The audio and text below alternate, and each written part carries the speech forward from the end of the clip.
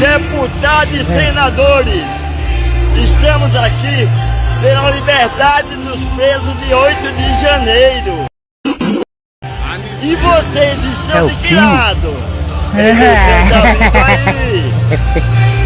Hugo Mota, não se acovardem. Coloque para votar a anistia dos presos de 8 de janeiro. Anistia já! É só o Bolsonaro, mais ninguém. Não bota mais ninguém, só o Bolsonaro. Se ele indicar uma pessoa... Se ele indicar, o Bolsonaro indicar, eu vou. Aí eu voto. Independente do nome que for. Independente do nome que for, menos o Lula. Você não gosta do Lula? Não. Por quê? Não. Por que não? Por que você gosta do Bolsonaro? Ah, porque, olha, a maioria aqui é tudo Bolsonaro. Olha, o Bolsonaro, ele é maravilhoso. Ele faz tudo direitinho. E todo mundo está fazendo contra ele. E não pode. Você acha que ele não tentou dar o golpe? Não, de jeito nenhum. Isso é armadilha que eles estão fazendo contra o Bolsonaro. Aquele protesto de 8 de janeiro lá, o que aconteceu lá então? O que as pessoas estavam pedindo? Olha, esse daí eu não lembro. Lembrando, isso aí eu não tô lembrando. Do 8 de janeiro, você não lembra? Tá bom então. Muito obrigado. É Bolsonaro, gente! Deputado, se eu tiver uma queimadura séria. Chama o SAMU. Se eu tiver tendo um infarto. Chama o SAMU. Se eu tiver quebrado um braço. Chama o SAMU, que agora as ambulâncias são 0 km. E se eu tiver quebrado um braço em 2021, quem eu chamo? Olha, infelizmente você chamava o SAMU, que tinha ótimos profissionais, mas as ambulâncias estavam velhas, sucateadas há 5, 6, 7 anos, mais quebravam do que salvavam vidas. Era assim com o Bolsonaro. Com o Lula, é a ambulância nova, milhares sendo distribuída em todo o Brasil. Estão ouvindo o barulhinho? É isso aí. São as ambulâncias do SAMU. É o trabalho do presidente Lula, do governo federal, beneficiando também o Paraná. E essa aqui já tem endereço certo. Vai lá para Turvo, cidade que nós temos lutado e defendido aqui em Brasília, e que merece sim ter um veículo novo para salvar vidas, para cuidar da população. Parabéns à população de Turvo, parabéns às nossas lideranças do Partido dos Trabalhadores, que têm defendido o governo do presidente Lula, nos dado condição de fazer o Brasil voltar a investir pesado na saúde que salva vidas da população. Aí, ó. Olha lá, pagando um ônibus pra encher manifestação. Olha lá. Tudo pago, gente. Aí, ó, tudo pago, ó. E mesmo assim ainda flopou. Aí flopou, gente. Aí vem gente do Brasil todo. Ah, não, aí ficou fácil. Tudo bem, senhor motorista do ônibus aí? Vai pra onde esse ônibus aqui? Florianópolis. Boa. Vai sair o carro aqui, ó. Florianópolis. Olha lá, aquele ônibus no final também é, ó. Tá vendo? Vamos supor que foram 45 mil pessoas, como disseram aí na mídia. Aí você pega com a presença do Bolsonaro, Silas Malafaia, Nicolas. Você acha que isso lotou, gente? Olha os ônibus tudo lá, ó. Tudo lá, ó. Florianópolis, Rio Grande do Sul. Ah, vocês estão de brincadeira, tio. Vocês estão de brincadeira, ó. Mas ela estava nos acampamentos e nesse momento ela não estava com os filhos. Não é? Portanto, agora projetam essa situação de mãe de família e tudo mais. As pessoas assumiram um risco enorme. É claro, vocês também reclamavam. Por que os mentores não estão respondendo? Agora nós já temos resposta para isso, né?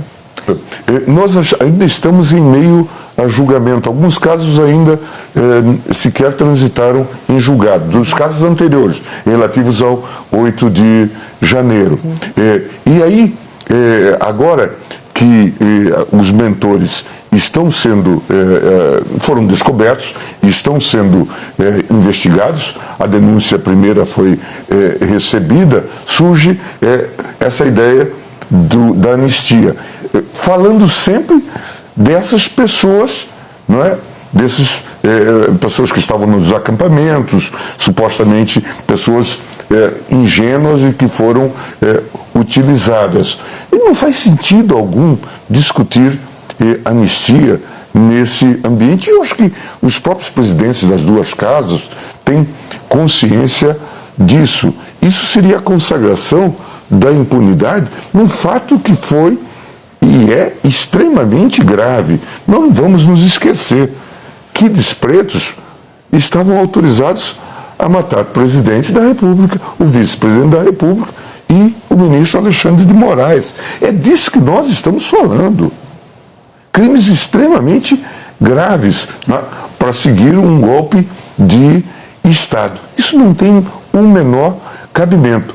Uma coisa, como você disse, como disse a relatora, outra é o caso. Porque a progressão pode se dar de maneira extremamente rápida a partir da própria avaliação do relator. E eu acho que essas considerações estão na sociedade brasileira. Todos os interlocutores estão falando sobre isso.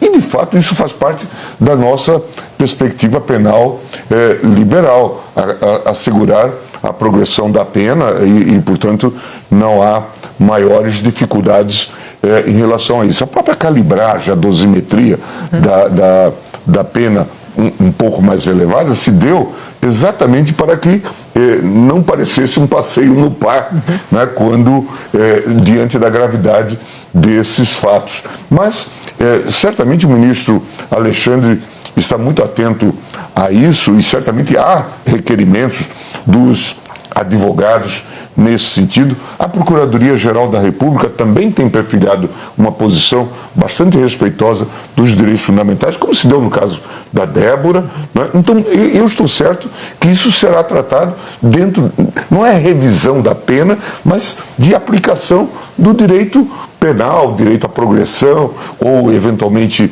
à prisão domiciliar, sem maiores traumas. Essa é uma outra questão. Nós estamos ainda na fase de recebimento da denúncia.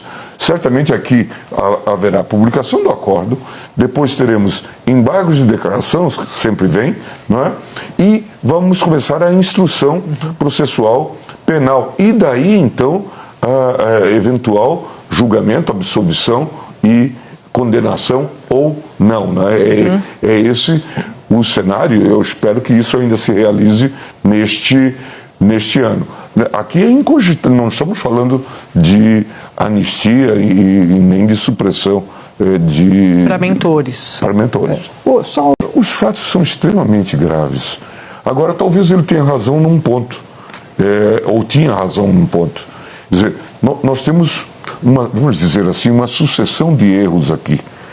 A começar por algo que foi apoiado oficialmente, inclusive por militares, esses assentamentos em frente a quartéis. Eu já falei isso aqui em outra oportunidade. Sim.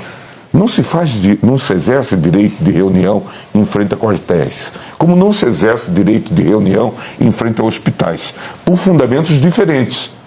Mas não faz sentido. E veja, foi até um tipo de direito de reunião subsidiado, porque eles tinham água, eles tinham luz, né? Tinham até cabeleireiro, né, em determinado momento. Quer dizer, havia todo um apoio para isso.